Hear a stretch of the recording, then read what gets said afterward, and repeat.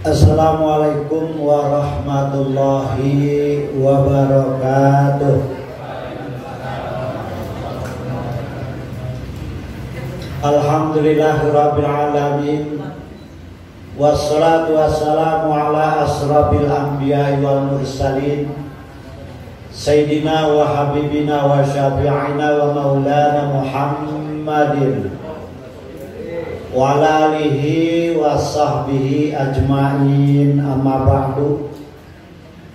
Para asatid yang saya hormati, dan alhamdulillah cukup banyak malam ini dari guru-guru kita yang hadir, segenap pengurus Majelis Ta'lim Nurus Sidki, dan para remaja baik putra maupun putri yang dirahmati Allah Subhanahu wa taala.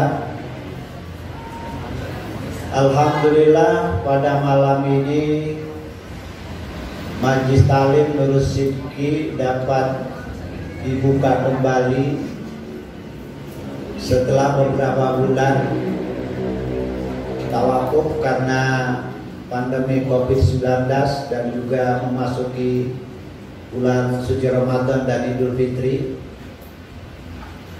Alhamdulillah malam ini bisa kita buka kembali, dan saya yakin waktu yang cukup lama tentu kita merasa rindu, ingin bertemu kembali, ingin mengikuti kembali talim yang biasa diadakan 2 minggu sekali. Karena kata Imam Ghazali rahimahullah, kullu mahbubin yastaqu ilaihi fi ghaibatihi. Setiap yang dicintai itu pasti dia akan merasa rindu, ingin buru-buru ketemu lagi. Kalau ada seorang remaja, dia mencintai seorang wanita, pasti dia merasa rindu, ingin buru-buru ketemu.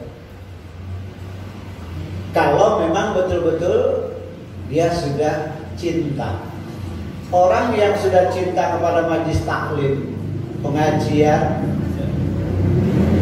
apalagi cukup lama, beberapa bulan kita nggak kumpul seperti ini, itu pasti ada kerinduan. Makanya tadi ketua kita sudah menyampaikan, banyak yang bertanya kapan dibuka, kapan dibuka. Itu kan menunjukkan apa? Rindu, pengen buru-buru ketemu lagi. Tapi kalau biasa-biasa aja, nggak ada yang nanya sama sekali kapan dibuka, kan wah, itu menunjukkan belum cinta kepada majelis taklim. Jadi kullu mahbubin yastaqu ilaihi fi ghaibati. Setiap yang dicintai pasti dia akan merasa rindu. Ini yang pertama. Yang kedua,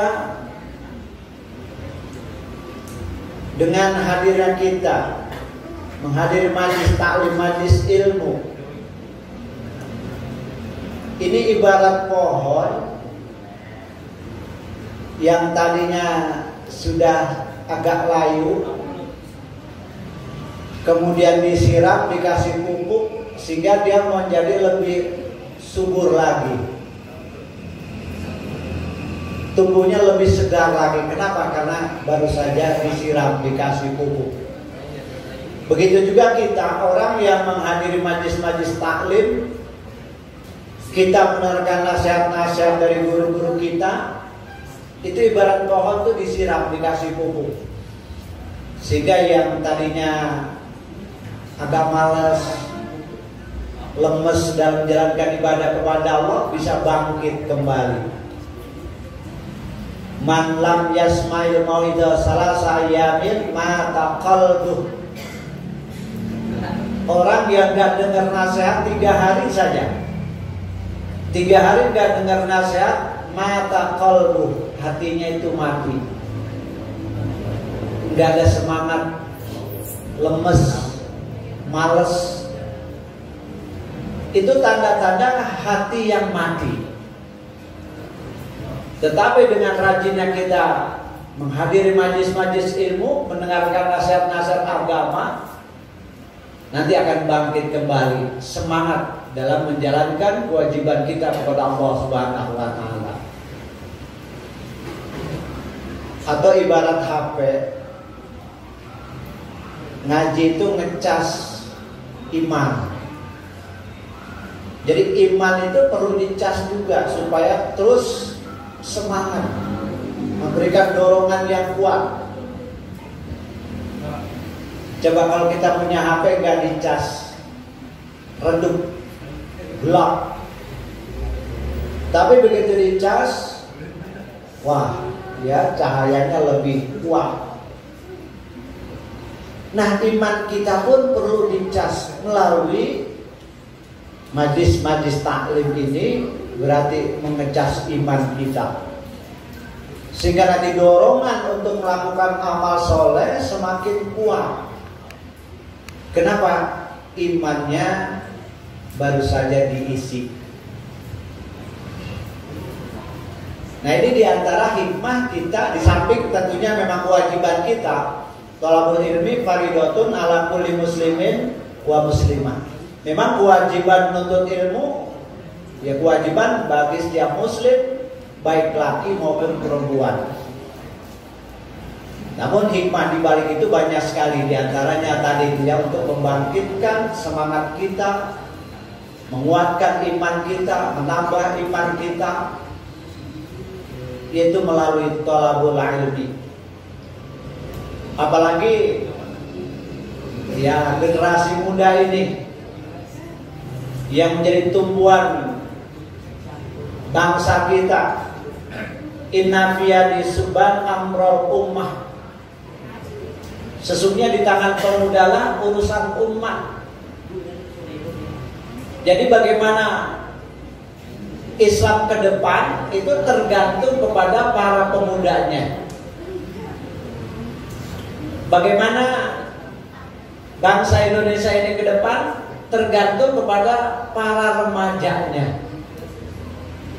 Kalau remajanya masih muda udah pada lemes, lesu, ya bagaimana nanti nasib Islam ke depan? Kalau pemudanya saja udah pada lesu. Padahal urusan umat justru ada di tangan para pemudanya. Bahkan ada 6 yang menjadi kewajiban kita untuk kita jaga dan kita bela.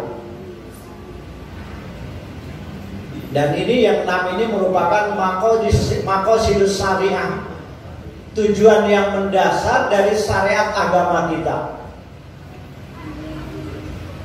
Apa yang 6 tersebut yang wajib kita jaga, yang wajib kita bela?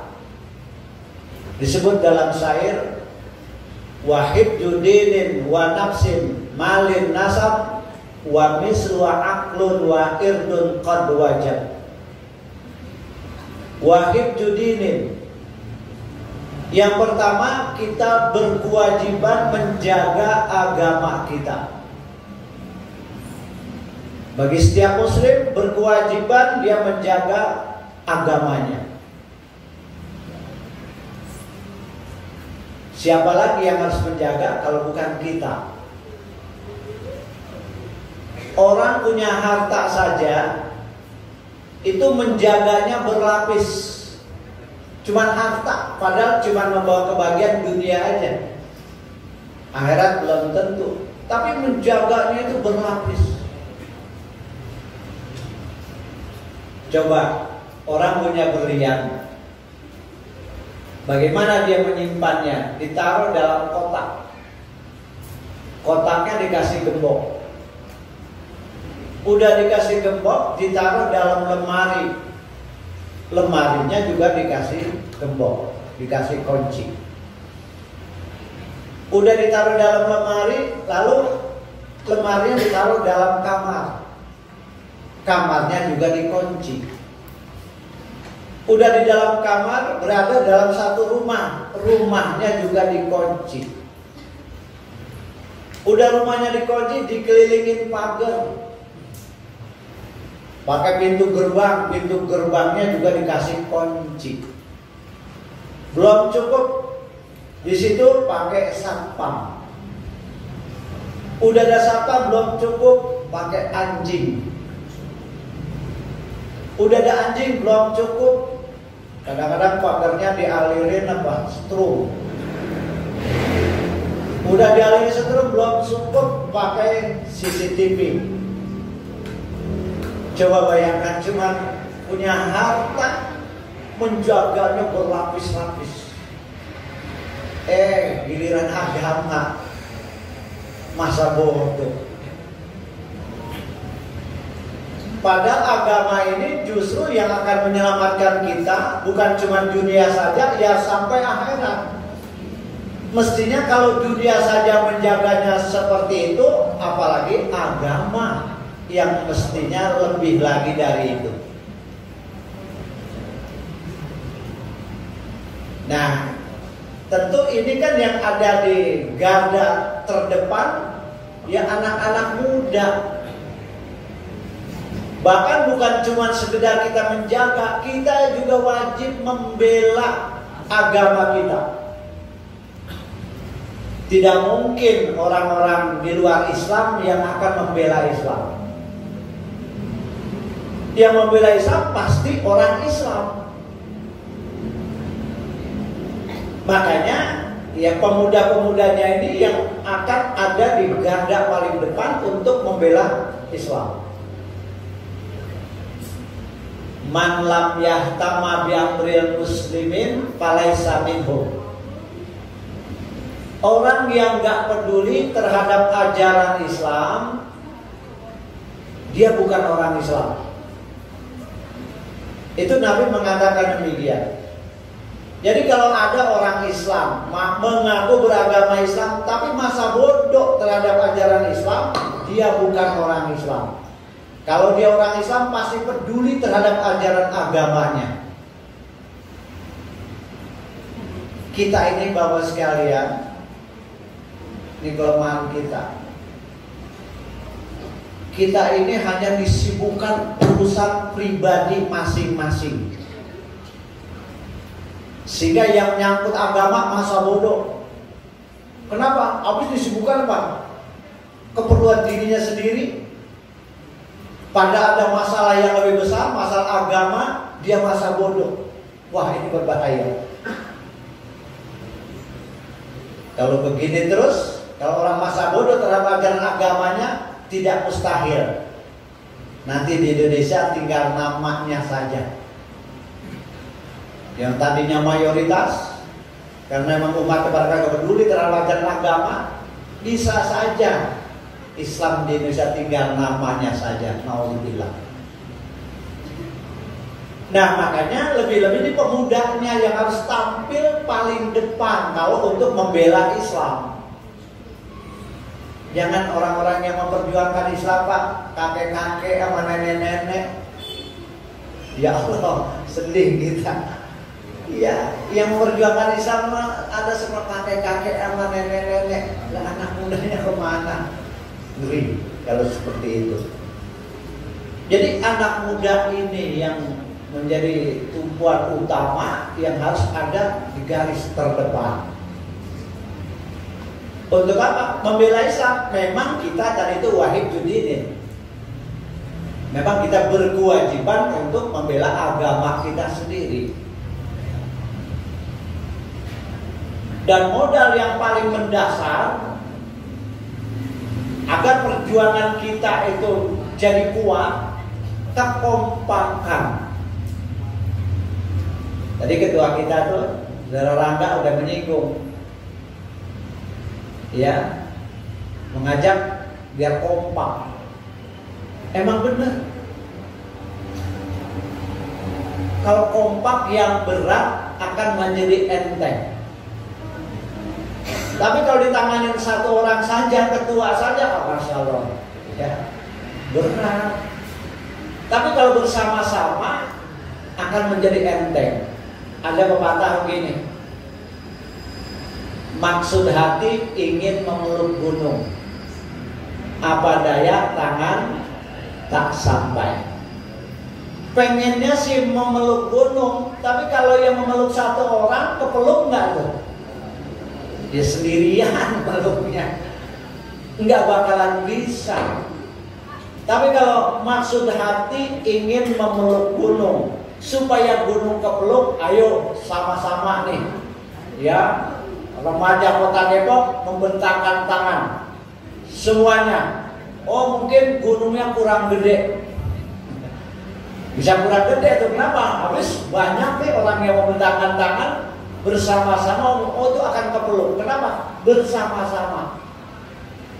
Berarti kompak tuh.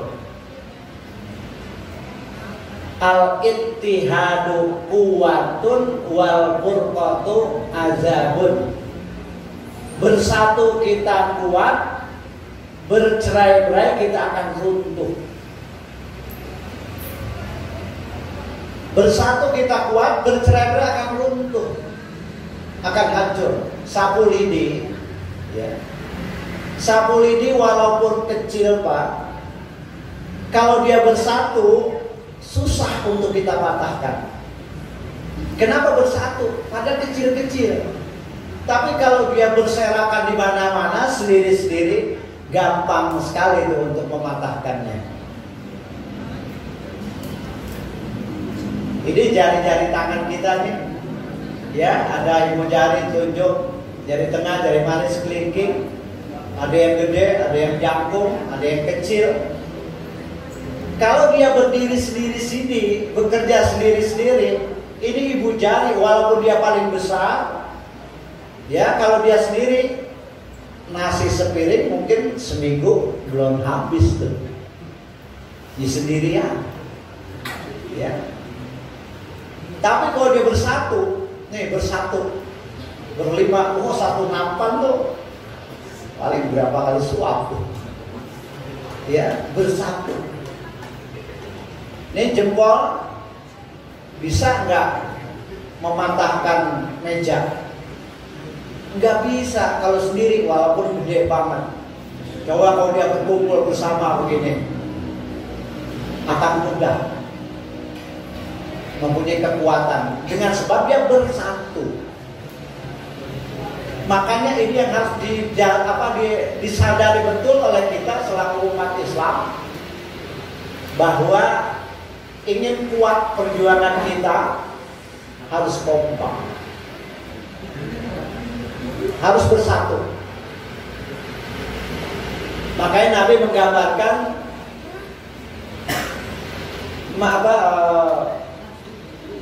al-mu'min lil mu'mini kal bunyani yasudduhu ba'duhu ba'da. Orang mukmin itu dengan orang mukmin lainnya bagaikan satu bangunan. Ini bangunan itu kan ada beberapa unsur, ada semen, ada pasir, ada air. Ini tiga unsur ini kumpul, itu saling mengikat, saling mengokohkan sehingga jadilah bangunan yang kuat. Dihantam dengan palu yang besar itu tidak mudah hancur. Kenapa? Karena udah menyatu, saling mengikat, saling menguatkan. Itu persatuan umat Islam digambarkan oleh Nabi kita Muhammad SAW seperti bangunan yang kokoh. Jangan kayak nasi di bakul. Nasi di bakul juga bersatu Pak. Coba lihat, ngumpul ya. Cuma dengan sendok yang kecil aja habis tuh bercerai-berai. Dengan sendok yang kecil, kesiram air sedikit saja buyar. Itu persatuan yang lemah sekali. Atau kayak buih di laut tuh, ya, buih di laut banyak, ketiup angin sedikit saja apa? Ludes, hilang. Itu rapuh sekali. Nah makanya kita rapatkan sop kita sesama umat Islam dengan kokoh, dengan kuat. almarhum Jenderal Sudirman.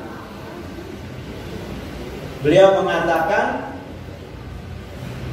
tidak ada kemenangan tanpa ada kekuatan, tidak ada kekuatan tanpa kesatuan dan persatuan, tidak ada kesatuan persatuan tanpa adanya silaturahmi.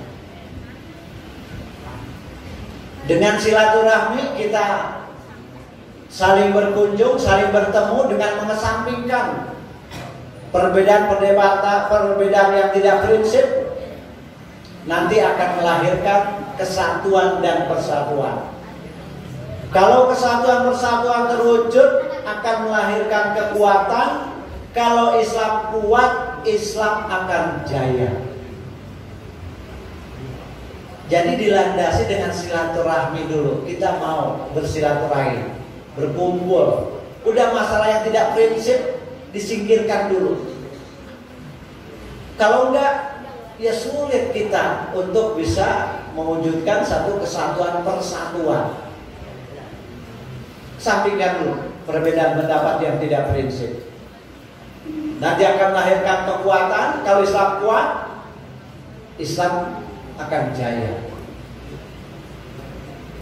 Nah, ini yang harus kita bangun. Ini kadang-kadang kita ngurusin majlis taklim itu, iya, ngurusnya kagak pernah kompak. Padahal ya lingkungan yang kecil ya, apalagi yang lebih besar lagi. Nah, makanya dari lingkungan yang kecil dulu, ya, dari lingkungan yang kecil dulu kita bersatu bersama-sama dengan tujuan yang sama untuk menghidupkan syiar agama Allah Subhanahu wa taala. Nanti lebih luas lagi, lebih luas lagi. Jadi dimulai dari lingkungan yang paling kecil dulu. Kenapa? Karena kalau kita ini nggak mau menata diri kita, Pak, kita akan dihancurkan oleh pihak lain yang memang tidak senang dengan Islam. Al-haqqu bila nizamin yaglibuhul batil binizamin. Yang hak, yang benar kalau tidak ditata akan dikalahkan dengan kekuatan yang batil yang ditata dengan rapi.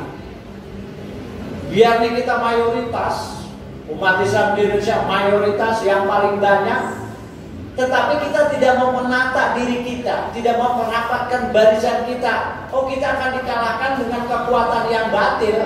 Biar dia batil, kalau mereka menata dengan rapi, bisa mengalahkan yang hak. Makanya jangan bangga dulu Islam Indonesia mayoritas. Oh, kalau kita nggak menata diri kita, tidak mau merapatkan barisan kita, tidak kompak, tidak mau bersatu, akan dikalahkan dengan kekuatan yang batil walaupun mereka kecil.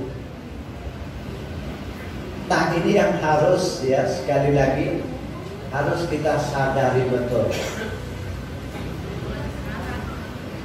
Makanya, ya, Nur Sidki kompak di bawah pimpinan Saudara Rangga. Ayo bersama-sama, ya. Kita ini kelemahan Islam, Pak. Kelemahan Islam. Kita pinter membuat perkumpulan-perkumpulan. Kita pinter membuat kelompok-kelompok, tetapi lemah sekali untuk membuat jaringannya. Ini kelemahan kita yang harus kita perbaiki. Bikin kelompok-kelompok pinter banget.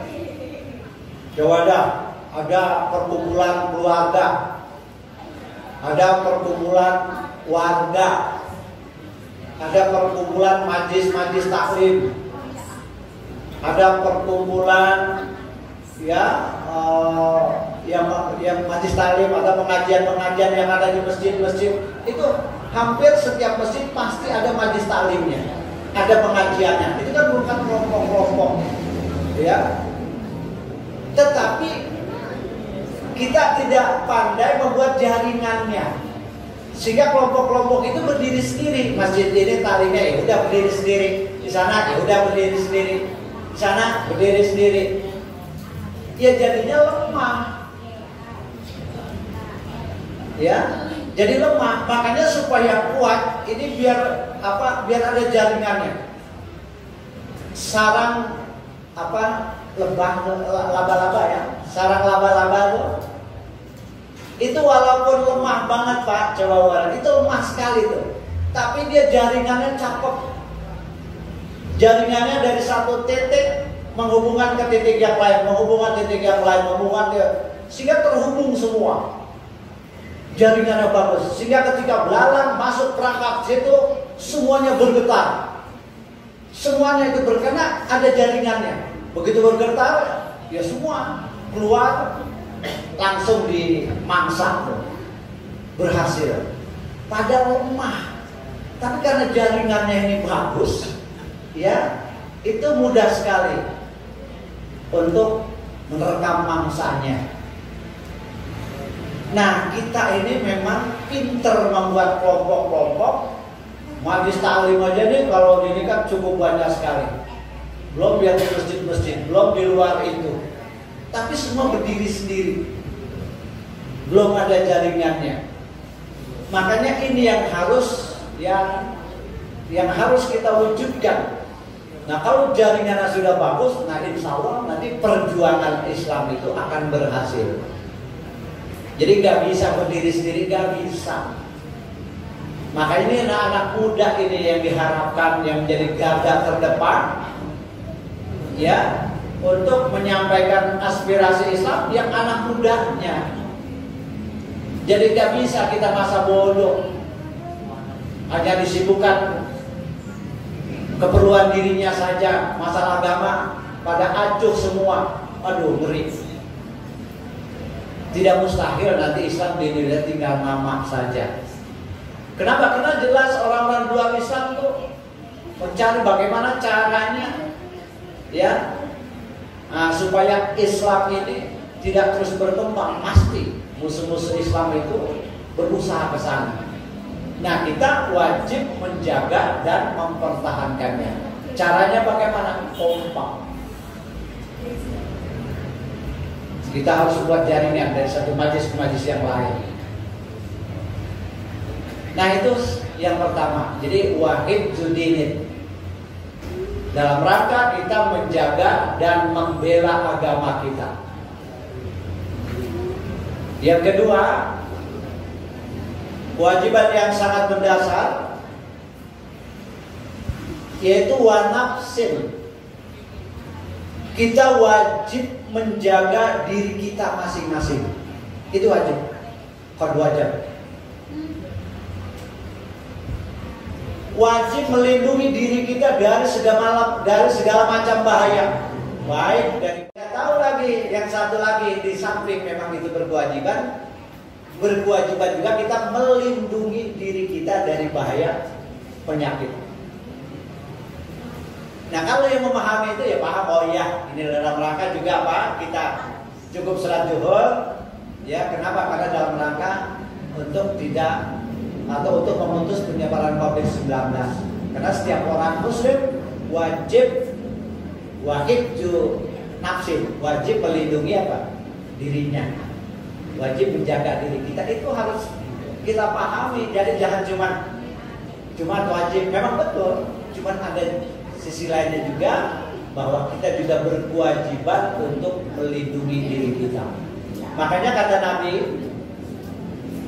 kalau di satu kawasan sedang berjangkit penyakit menular, kamu jangan masuk.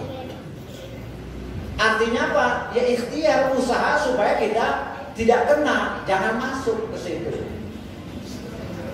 Tetapi kalau kebetulan kamu sudah berada di situ, di kawasan yang sedang terjangkit penyakit menularnya, kamu jangan keluar, supaya tidak menularkan kepada orang lain. Jadi sebetulnya udah jelas sekali bagaimana sikap kita menghadapi COVID-19 ini. Itu udah jelas sekali, ya, dari hadis Nabi itu. Kalau di satu kawasan sedang berjangkit penyakit menular, jangan masuk. Kalau kebetulan sudah ada di situ, jangan keluar supaya tidak memindahkan kepada orang lain. Itu udah jelas sekali. Nah, makanya ya kalau orang yang paham tuh, apa yang menjadi kewajiban-kewajibannya, dia nggak sampai mencak-mencak ketika masjid ditutup, nggak bikin Jumatan. Kemudian di samping itu juga, di samping ikhtiar, kita lebih mendekatkan diri lagi kepada Allah Subhanahu wa Ta'ala. Kalau ada anjing herder yang menggonggong mau gigit kita, jangan anjingnya yang dideketin, dekati yang punya anjing, majikannya. Karena biasanya anjing itu turut sama majikannya. Ketika kita dekat saja sama majikannya, nggak berani dia ganggu. Kenapa? Oh, kita udah dekat dengan majikannya.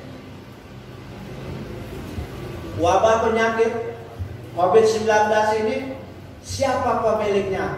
Allah Subhanahu wa Ta'ala. Supaya nggak kena, dekati kepada pemiliknya, dekat kepada Allah melalui ibadah, menjalankan perintah-perintahnya, menjauhkan larangan-larangannya. Insya Allah kalau kita dekat kepada Allah, akan terhindar dari wabah tersebut. Kenapa? Karena wabah itu semuanya adalah milik Allah. Kalau kita dekat kepada pemiliknya, insya Allah akan terhindar dari itu semua. Jadi paling tidak 2 jalur, kita ikhtiar untuk menghindar, kemudian kita lebih dekat lagi kepada Allah Subhanahu wa Ta'ala dengan meningkatkan amal ibadah kita, menjalankan perintah-perintah Allah dan menjauhkan larangan-larangannya. Nah, itu dalam rangka yang kedua, wahibdu nafsin, kita menjaga diri kita. Nanti yang ketiga, wa malin wa nasabin wa mislu aqlun wa irdun qad wajab. Ya, masih ada 4 lagi, nanti ya dalam kesempatan yang lain kita sampaikan lagi. Ya kalau terusin, ya, kalau kebanyakan lupa gitu ya. Atau udah kalau udah mulai kayaknya udah kenyang, jangan dipaksa gitu ya. Jangan dipaksa, udah cukup begitu aja. Ntar jadi kuat lagi gitu ya. Nah, jadi kewajiban kita ini selaku muslim, pertama wajib menjaga dan membela agama kita. Anak muda tampil di depan. Ya, yang kedua wajib menjaga, melindungi diri kita dari segala macam bahaya, terutama wabah penyakit yang sedang ya di tengah-tengah kita ini, sekarang belum berakhir ya. Kita mohon mudah-mudahan cepat diambil oleh Allah Subhanahu wa Ta'ala, sehingga kita bisa menjalankan ibadah dengan tenang, dengan khusyuk, dan aktivitas kita juga kita lakukan lebih maksimal lagi. Al-Hadiniyah Al-Fatihah. Alhamdulillahirabbil alamin. Iyyaka na'budu wa iyyaka nasta'in. Shiratal ladzina an'amta 'alaihim. Assalamualaikum warahmatullahi wabarakatuh.